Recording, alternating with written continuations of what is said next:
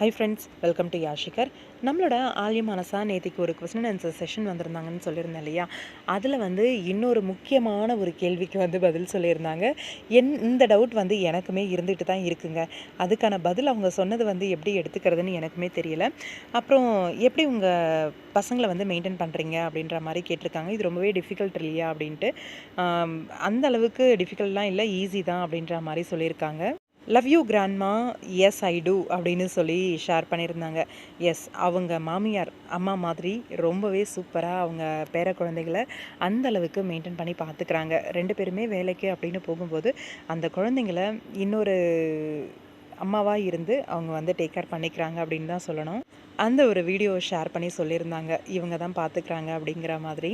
ஆல்யா உண்மையிலேயே கொடுத்து வச்சவங்க தாங்க, அம்மா மாதிரி ஒரு மாமியார் கிடைக்க. வில் யூ அண்ட் சஞ்சீவ் அண்ணா do any serial together again like Raja Rani அப்படின்னு சொல்லி கேட்டிருந்தாங்க.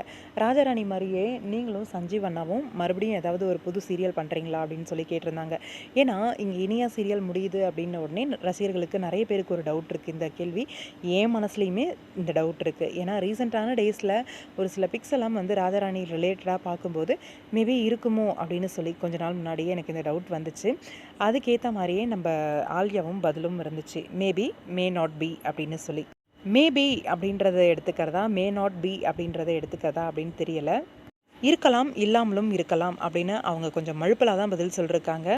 சொல்ல முடியாது. அப்கமிங்கில் நம்ம ஆல்யாவோட சீரியல் முடிகிற மாதிரி சஞ்சீவோட சீரியலும் முடிஞ்சு 2 பேரும் விஜயில் புது சீரியல் கமிட் ஆகிறதுக்கும் வாய்ப்பு இருக்குது.